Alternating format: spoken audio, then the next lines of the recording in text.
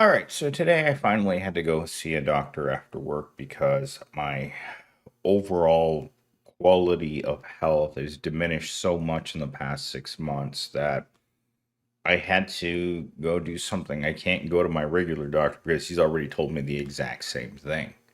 Evil Corp is destroying you. And she just took one look at me and she said, "You need to get out of that job. And you need to get out of that job as soon as you possibly can." And I looked at her and I said, "You know what it's like to find a halfway decent job right now?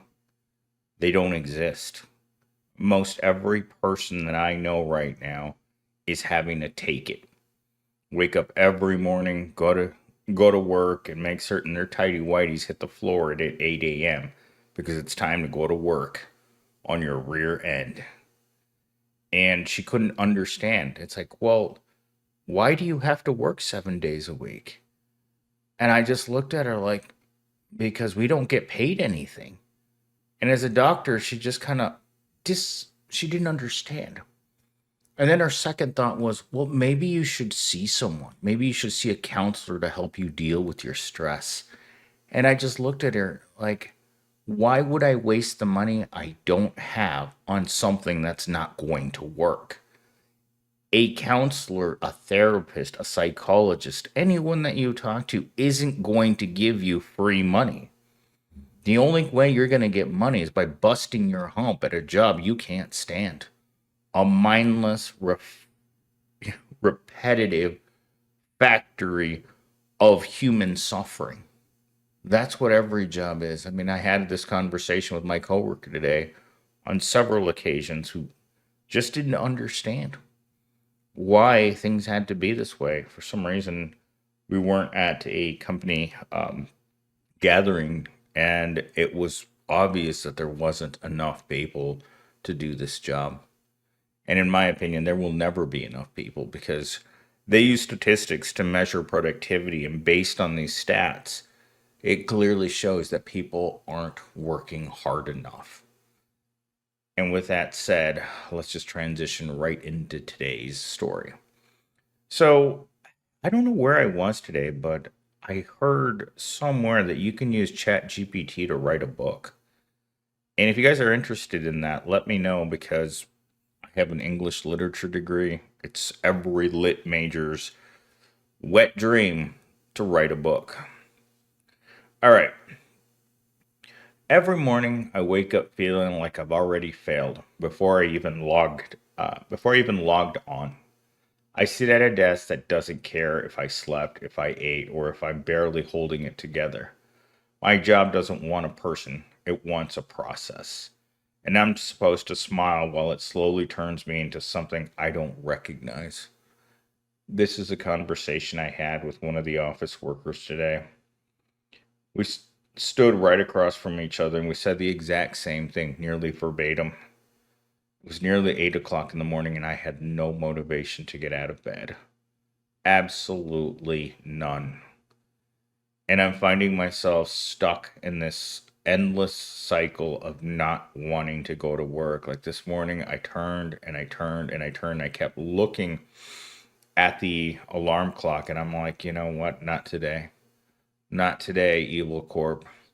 Not any day will I ever show up at work, smile, and pretend that I actually want to be there. The only reason I'm there is because of the money. If I didn't need money, I wouldn't work a single minute of my entire life. If I was born rich, the last place that I would be right now is assuming the position at Evil Corp, waiting for the inevitable motivation to work hard, which will never come. Talking point number one: most jobs aren't built for your success. They're built for your extraction. Overwork, lack of boundaries, and urgent tasks are tools of control, not signs of dedication. The system is working exactly as it is intended when you're exhausted and too tired to push back. I had actually just arrived at the doctor's office when I got a call from the senior manager. It's like, "Hey, Millennials team, did you do that thing that I asked you to do?" And I thought to myself, you know what? Not today. Not any day.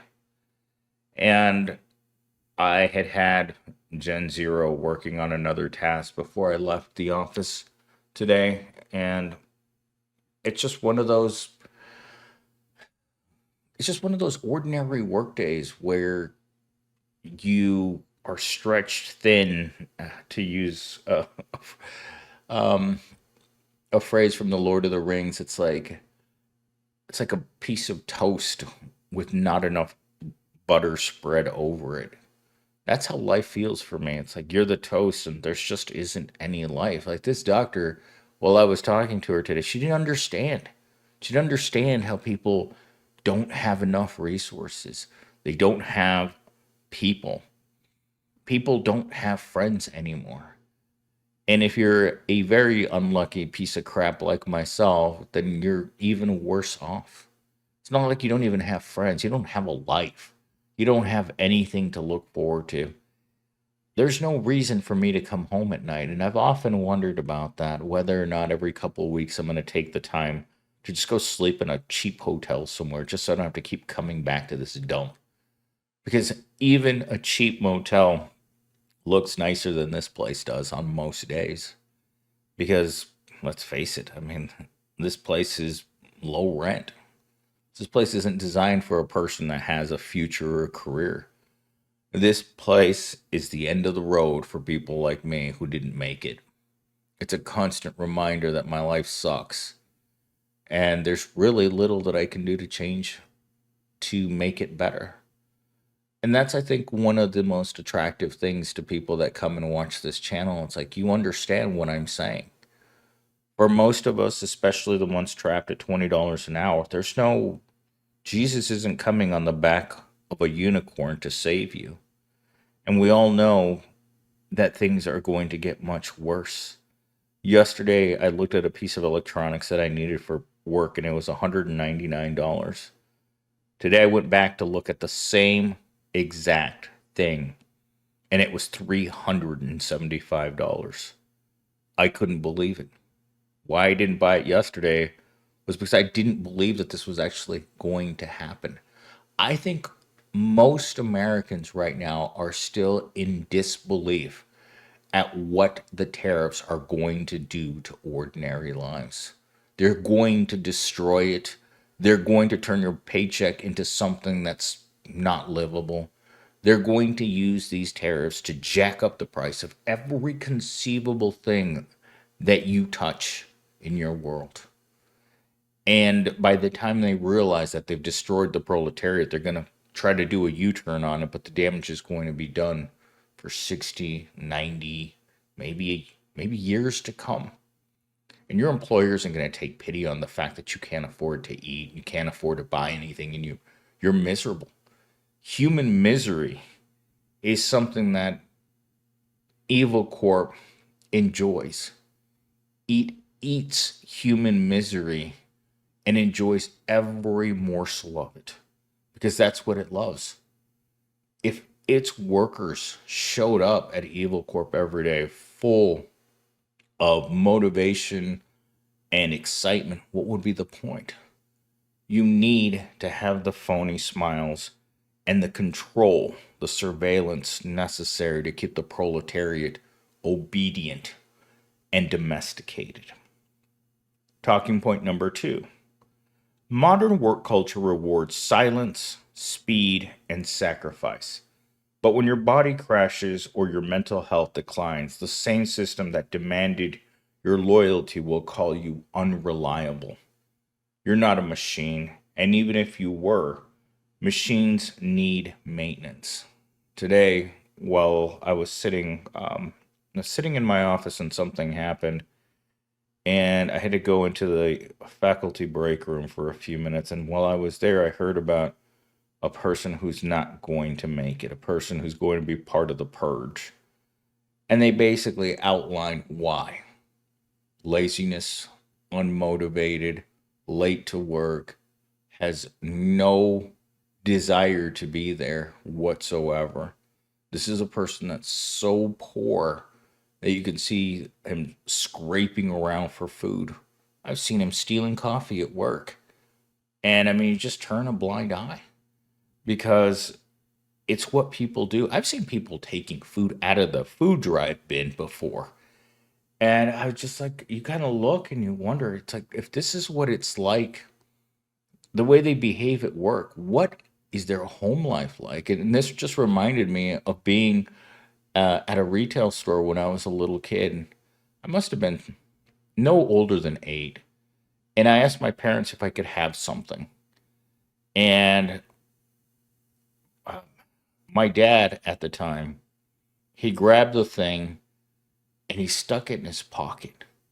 And I was like, I looked at him, it's like, I give him the eyes like, you need to pay for that. And he just looked at me like, I ain't paying for this piece of crap. Once we got outside the store, he pulled it out of his back pocket and he handed it to me. And I was like, you just stole that. And I thought to myself, this is a person with zero education working either as a construction worker or picking fruit. Looking back at it, I can understand why he did it because he wasn't going to waste an hour's worth of work on something that I was going to throw away that it had no meaning to me. But that's that's where my mind went on that one for some reason. Talking point number 3. Refusing unpaid overtime, declining toxic tasks, or logging off on time isn't laziness. It's resistance. You don't owe your entire life to a job that would replace you by Monday. Surviving the system starts with remembering you're human and treating yourself like it. This is something that I was talking to that coworker about today, is that they expect you to work the extra hours because there aren't enough people there. And yet when you work the extra hours, like it's a double-edged sword. It's like we need people to work the extra hours, but we don't really want you to put those extra hours on your timesheet. So we want you to use your time. And even if it's not your time, if it's not you physically sitting in the office, what I found is that even when you're not sitting at Evil Corp, your mind has been so warped by work that you think about work in your sleep. You think about work during those times where you're trying to go to sleep at night. It just seems to pop up like an alert. It's like, oh, remember you have to do this. Remember you have to do that. And for a long time, a really long time, I sometimes would get up and do those things in the middle of the night because I would tell myself that I would forget. At some point, I gave up on that. But it still happens. When I worked at Walmart, it was obviously one of the worst times of my entire life. After college and fresh out of college and straight into retail. But I remember going home at 2 o'clock in the morning and getting home exhausted and not being able to go to sleep. But in my sleep, I could hear the noises that the self checkout machines make.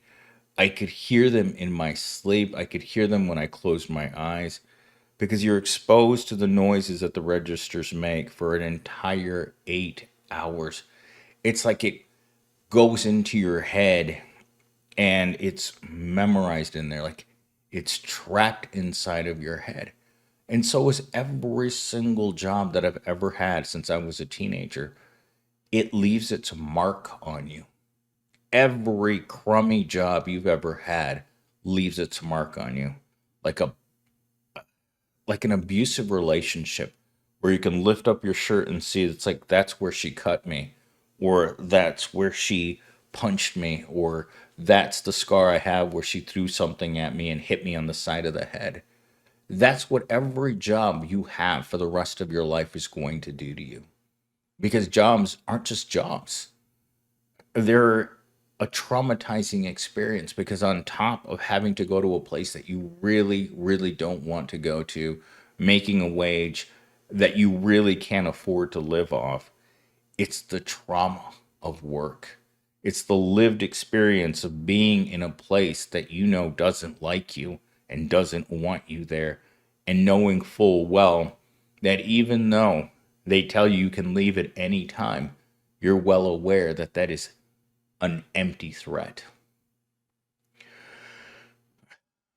You're not built to be efficient. You're built to be alive. These jobs will take everything from you if you let them: your health, your hope, your time, your truth. But the moment you say no more, the gears start to break and you start to heal.